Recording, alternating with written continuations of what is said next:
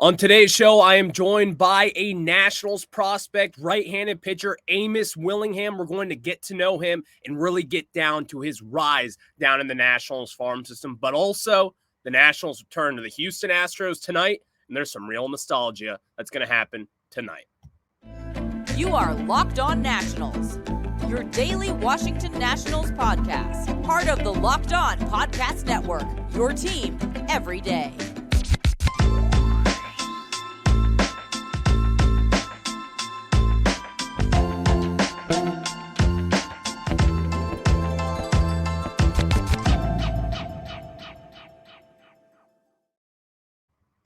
And today's episode is brought to you by GameTime. Download the GameTime app, create an account, and use code LOCKEDONMLB for $20 off your first purchase. Last-minute tickets, lowest price, always guaranteed with our friends over at GameTime. And if it's your first time, thank you for making Locked On Nationals your first listen every day, as we are free and available wherever you get your podcast. And if you're an everydayer out there, you know who I am. I'm Ryan Clary. You can catch me over on Twitter at RyanClary11. And as I said, I'm going to be joined today by a Nationals prospect, right-handed pitcher, Amos Willingham. And if you haven't looked at his stats so far, you should take a look, because this guy has been nails so far. He got promoted from AA Harrisburg up to AAA Rochester, and he has been dealing ever since then. And we're going to get to know him just a little bit later on in this show. He'll be joined by us over here at Locked On Nationals. But before that, let's talk a little bit about this Houston Astros series that starts tonight with, guess what?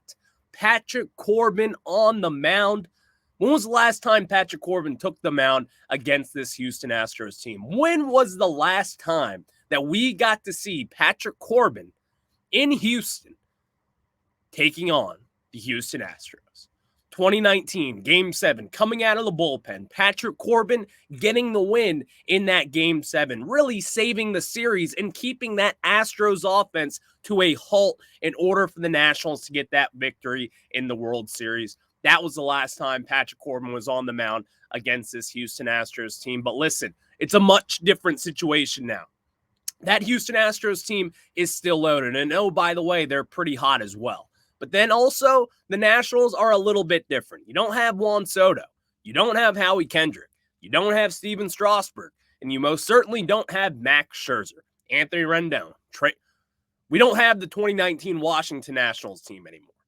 But you do have Patrick Corbin on the mound tonight against the Astros. And that's just a little nostalgia that brings it back to the good times for these Washington Nationals. So I believe Patrick Corbin getting off to the start tonight. Do I think he wins? Absolutely. And the reason why I say that, when he's pitching in Houston, we know good things happen. So I think we're going to have those juices and those competitive flow of a baseball game as is tonight with Patrick Corbin on the mound. It's going to be a fun one. And also, we're going up against one of the better right-handed pitchers in all of baseball, in my opinion, with Hunter Brown. He's not that well known yet, but you're going to get to know this guy because he is a baller with the Houston Astros. You're going to find out about him tonight. I'll break down everything for you tomorrow and what went wrong and what maybe didn't go so wrong for the Nationals. But as I said, I am joined by Amos Willingham of your Washington Nationals, a AAA pitcher down with the Rochester Red Wings. And here's my interview with Amos. And I am joined now by Amos Willingham, a Washington Nationals prospect. Amos, how are you doing, my friend? Good. How are you? I'm doing real well, man. And also, for people who don't know, you were a 17th round pick back in 2019. And obviously, 2019 was a good year for the Washington Nationals as they get ready to face off against the Houston Astros tonight. But being a 17th round pick, do you kind of feel like you have to prove yourself day in and day out with the Washington Nationals? Yes and no. You definitely have to go out and perform every time you get opportunities. But, it's not like those first round guys don't have to perform and they don't have to, prove themselves every day also. I think the biggest difference there is, as a 17th rounder, going in that you're probably not going to get as many opportunities as those, first, second round guys. So every time you do, you have to make the most of it. Yeah, and you know what? Here's also a thing I just kind of thought of. we hear about the NFL draft. It's like, Andy Reid's making the call to his first round pick, or Ron Rivera, whoever it may be. Who gave you that call on draft day? Yeah, so my draft day was kind of a wild one, because I knew going in that I was the good chance that I was going to get drafted. Didn't know for sure. My agent and the scout that drafted me were actually, I was pretty close with them coming up through like travel ball. The scout that drafted me ended up, he was actually like an assistant coach for my travel ball team. So I was pretty close with him, and both my agent and him were kind of talking to me, where teams might be looking at me, where I should expect to go. And, they're telling me like, 12th round, the Giants are going to call, 12th round passes, nobody calls, 14th round, so-and-so is going to call, and they never do. And so the window that they had kind of told me to expect had passed. And I was in Atlanta at Georgia Tech, and in the house that I was living in. And I think there was probably like 4 or 5 other baseball players there at the time. We were all just kind of hanging out, and I went back to my room and was just kind of just taking it all in. Probably a little bit down. He was like, yeah, I'm not getting drafted this year. I'm going to come back next year. And I get a notification on my phone, and it's a Atlanta Braves sports writer who's from like my hometown, and he had been keeping up with like the draft tracker, and he like sent me the tweet of the draft tracker, and he was like, congratulations, man, like that's awesome. And then a friend from my junior college texted me because he had been keeping up with the draft tracker, and I was like, what? Like, I haven't even heard anything. And then so the scout that drafted me that I had a good relationship finally ended up calling me, and he was like, hey man, like we got you, be ready to go. So That is awesome, because it's like, not a lot of people really talk about like the MLB draft. And, it's not like you're sitting around everybody at home with like your shades on, and you're like sitting there like Mike Rizzo's like, are you ready to be a Washington National? And you're like, yes, sir, I am. So we've never really gotten that inside look into it. So that was actually really interesting. yeah. So Amos, you actually were a starter at one point, obviously, throughout your Georgia Tech career, down in community college as well. You were a starting pitcher for the most part. You also dipped into the bullpen, but now you are a full-time reliever in the national system. So how has that transition been like for you? It was definitely tough at first. As a starter, the big thing is like your routine, and what day you're going to throw. You're going to go, somewhere between 80 and 100 pitches. So all of that's already taken care of for you, and you just have to go out and be ready on 6th day or every 7th day, whatever your rotation's setting up as. And so it was tough for me at the start to kind of let go of that very structured routine and setup. And I didn't, when I first got to the bullpen, I didn't really know how to warm up and how to stay prepared, because especially at the beginning, there weren't really any roles. It was just kind of, all right, well, you got to throw 2 innings today, so at some point you're going to go in the game. And so kind of over the years, and talking with some of the older guys that I've been on teams with, I've kind of gotten a routine of sorts in the bullpen. It's definitely not as structured, because you still never really know when you're going to go in, but I feel like I have a good enough set up and routine that I can do what I need to do to get ready. Before we get back into Amos Willingham, I'm going to tell you guys about our friends over at GameTime. And guys, you know that buying tickets to your favorite events should not be stressful. So let me tell you why GameTime is the fast and easy way to buy tickets for all the sports, music, comedy, and theater near you. When you're going to a game last second, you get to the game and you're like, oh my God, I don't have tickets. I need to rush and get them. go to Game Time. Don't use anyone else because it's just 2 clicks away. You get a view of your seats, and everything that you need to know is right in 2 clicks away. It's my favorite app to use. You have to try it, and you can get images before the game even starts of these seats. That's how incredible it is. So snag the tickets without the stress with Game Time. Download the Game Time app, create an account, and use code LOCKEDONMLB for $20 off your first purchase. Terms apply. Again, create an account and redeem code LOCKEDONMLB for $20 off. Download Game Time today. Last minute tickets, lowest price guaranteed. That's really cool. I played baseball throughout high school. Never was any higher competitive level than that.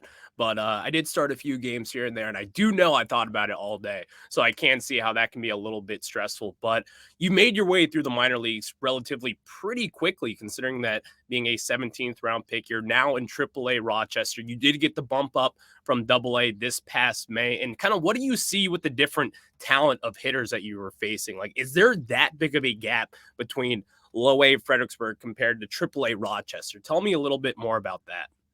Yeah, I was actually Tyler Yankowski, one of my best friends in the org.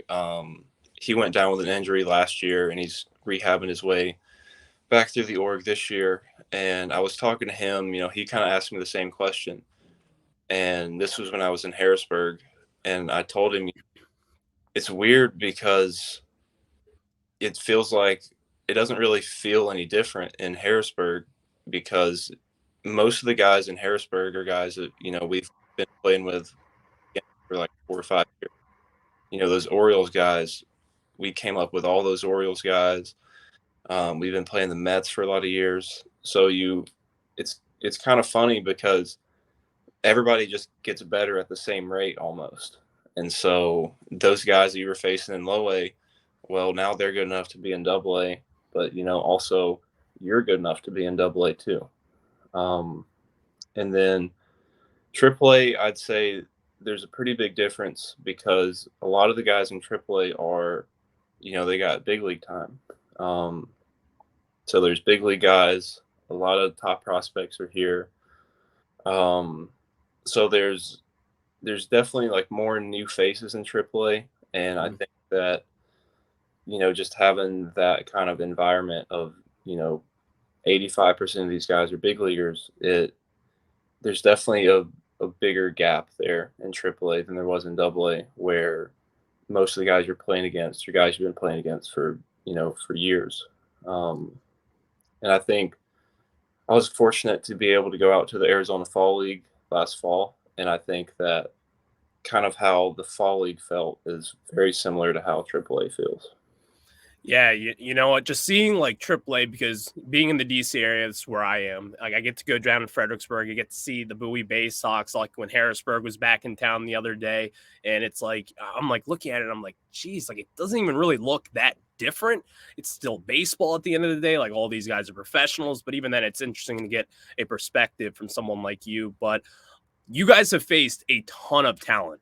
Obviously with the Baltimore Orioles, they've got a ton of talent in that farm system, the New York Mets as well. Who do you believe has been the toughest out for you down in the minor leagues? That's a tough question, Yeah. As a reliever, you're not facing the same guy that many times. You may pitch 2 or 3 times in the same series and not face the same 3 hitters at all. But those Orioles teams had a lot of good hitters. Gunnar Henderson, we played him when I was in Fredericksburg. And then Jason Dominguez, I've faced him because we played them in Wilmington last year. I faced him in the fall, and then I faced him in AA earlier this year. He's a pretty good bat. He's got good plate discipline. He's not gonna get himself out a ton. So you got to go at him, and he's obviously a pretty big power threat too. So I think Dominguez and Gunnar Henderson are pretty high up there. All right, Amos, before we get to know you here, this is a question that I love to ask every minor leaguer that I get to talk to. everyone has a crazy travel story, meaning like a bus breaks down or just something crazy that happens. Do you have a crazy travel story down in the minor leagues? Yeah. So fortunately, with the union accepting minor leaguers in, those travel stories are probably going to stop being so crazy. But when I first got drafted in 2019, I was in Auburn with the Double Days, and we had a weekend stretch that was just miserable. 'Cause short season, it didn't matter like what day of the week it was or how many games in the series you had played. You were going to play a day game on Sunday and night games every other day. And so the first day of the series could be the Sunday, or it could be the second day or whatever. Um, but we played a Friday night game in Auburn. It ended up we got in a long rain delay. I think we were leaving from the stadium in Auburn at like midnight, and we had an 8-hour bus trip to West Virginia. So we get on a bus, and this is just one bus. So pretty much everybody on the team is sharing a seat. We drive 8 hours to West Virginia. We play a 4 o'clock game. So we get in 8 o'clock in the morning, turn around, play at 4 the next day. And then we go 2 more games there. They're both, I think they might have both been extra innings, rain delays. I think we left West Virginia again at like midnight and then rolled back into Auburn at 8 o'clock in the morning and then got up and played again at like 4. So, Oh my God. Yeah. Crazy. I mean, that is brutal, man. Like that's really brutal. I'm not going to lie. That's a tough 8-hour bus ride. It's not like you're going to New York City overnight. You're going to wild and wonderful West Virginia, which is, I mean, hey, like West Virginia is really cool and all, but an 8-hour bus ride overnight to West Virginia, I'd be pretty pissed. Sharing a bus seat, and it was tough, but things are a lot better now. So hopefully, guys aren't going through that anymore. Absolutely. And you know what? That is right. But Amos, let's get to know you a little bit more. So I did a little research about you over the weekend, and AKA I stalked your Twitter a little bit, and I found out that you are an Atlanta Falcons fan. So I have to ask, where were you for 28-3? Yeah, so I was in my junior college dorm. One of my best friends down there at Sneed. I don't know why, but he was just always a big bandwagon Boston fan. He loves the Red Sox, of course, and the Patriots. And so, we were watching the game. There's probably 6 or 7 of us jammed in a dorm room somewhere watching. And, this guy had been talking smack all week. He was like, Tom Brady, he's winning. And the Falcons got up big, and, we were all, rubbing it in. Yeah, like Tom Brady's got nothing. He's washed. And I think they scored that first touchdown or whatever, and he was like, "Uh-oh, here they come." And the game ends. He's going crazy. Most of everybody there was a Falcons fan. Everybody else is, just can't even believe it. And I think we went to Wendy's and got a Frosty to try to decompress a little bit. And yeah, that was a rough night. That is a sad story. Went to Wendy's to go decompress a little bit after your team just blew the Super Bowl. Yeah, small Alabama town. There's not much you can do. So Wendy's advice. That's tough, man. That is really tough. But hey, you know what? You're not a Commanders fan, man. Because I mean, I wish I could blow a 28-3 lead in the Super Bowl. Yeah, Commanders have been rough lately. It'll get better. It'll get better. But you did grow up in that Georgia state. Obviously, there's a ton of athletes there. Atlanta Braves back there. When you were growing up, I mean, they were in the prime of their career. So was there a player that you idolized growing up, whether it be any sport or any town, you could say? Yeah, Chipper Jones was my guy. I wore number 10, played third base for most of my life growing up. he was the guy I wanted to be when I grew up. I wanted to be Braves starting third baseman. And then those teams also had the back end of, Glavine, Maddox, Smoltz. Craig Kimbrell came through there. There was just a ton of guys that came through that Brave system when I was growing up that did a great job of getting a lot of kids to want to play the game and to want to play the game the right way. And, I'm glad I got to grow up and kind of see those really good teams come through. Absolutely. And you know what? Like, I grew up in the DC area, so my guy was Ryan Zimmerman. As you can see, my Twitter handle is Ryan Clary 11. My name was Ryan. I played third base growing up, so that was always kind of my idol as well over in that hot corner there. But as we've been talking about, I want to get to know, what do you do on your free time in baseball? Because, I mean, you guys have jam-packed schedules. So there's not too much free time, but what will people catching you do when you do have that free time? Yeah, so most of the time we get off days on Mondays, so a lot of guys will go play golf on that Monday. We actually went and played golf in the rain yesterday. There's a group of us. We knew it was going to rain. We decided, we're going to be out there. Might as well play through it. So it was a lot of fun. I play video games. A lot of guys will, take their consoles and PCs and stuff on the road. I don't do that just because I don't want to set it up every week. But, we're at home after games. I come back and grind a little bit. There you go. What's your game of choice? I've been playing Rocket League a lot.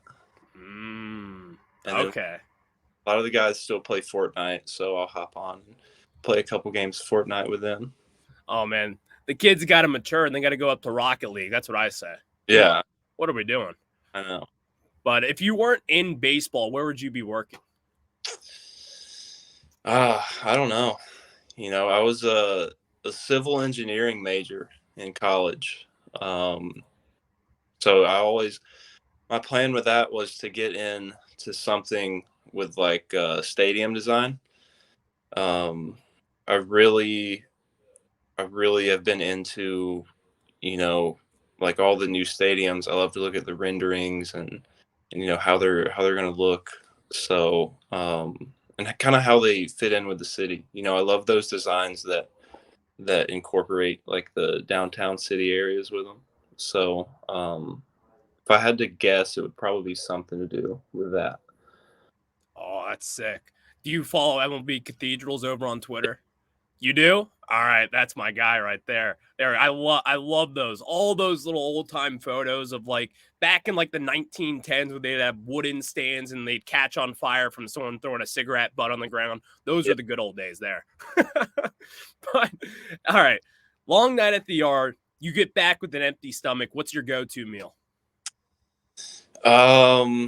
Probably something with peanut butter in it. I love peanut butter. Pretty much every night I get like a Greek yogurt and a spoonful of peanut butter and mix it in there. And, that's like my go-to midnight snack. So that's a good one. Yeah. That's a really good one there. All right, give me your weirdest food take now. Anything weird that you do, maybe like ketchup on like your pancakes or something crazy like that? I don't think I have any super weird ones. I guess I would just be like, the popcorn guy. I love some popcorn. So any chance that we get that I can get popcorn, I'm probably going to get some popcorn. But I don't know. I don't really have anything super weird, I don't think. Somebody else might be able to tell you that I do something weird, but I don't know. Are you a snacker during the game? You got a couple popcorn to the side of you? Yeah, usually I'll have like some kind of like granola bar or something out in the bullpen, third, fourth inning, munch on that a little bit. A chewy granola bar? Yeah. Chocolate chip or peanut butter chocolate chip? If they have them, peanut butter chocolate chip for sure. There we go. The s'mores one is also pretty dirty as well. But all right, last one for you, Amos. This is a weird one because down when I was in middle school, I was in the Bahamas. Mm-hmm. So you know the Bahamas, that big slide that like goes underwater or whatever, and some big aquarium. Everyone's seen it on a poster card or whatever you want to call it. So I got to the top of that. I wimped out and I walked down step by step. There's so many steps, by the way, on that slide. And I ran into Joe Girardi on the way. And I'm a huge baseball fan, obviously. And I'm like, oh my God, this is Joe Girardi. And so I'm like, Joe, like, what's going on, man? Like, it was fresh off the World Series for the New York Yankees. I mean, it was insane. Have you ever had any kind of random celebrity run-ins? And if you haven't, then who would you want to run into? No, I feel like I'm the only person I know that hasn't really had anything like that. You know, when I was in Atlanta, we actually lived like on the same street as one of the biggest like hip hop recording studios in the country. So, you know, like DJ Cal would be there, you know, the Migos would be there. Drake came a couple times. And so pretty much like everybody on the team ran into one of those big rappers somewhere. You know, the Dodgers played the Braves in the playoffs and guys saw like Clayton Kershaw walking around the mall or something. And, you know, I just haven't ever been in the right place at the right time, I guess, to see one of those big time celebrities. But if I could meet anybody, I think I'd want to meet Tiger Woods. Oh, yeah. Yeah. I feel like that would be a cool interaction. All right, that's a nice way to end it there. Obviously, we all want to meet Tiger Woods one day, but Amos, man, I really appreciate the time today. You guys can check him out over on Twitter at famousamos14_. Amos, you have a good one, my man. I really appreciate the time today. Thanks, man. You too. No problem. And that was Locked On Nationals with Amos Willingham. We'll catch you guys on the flip side. Have a good one.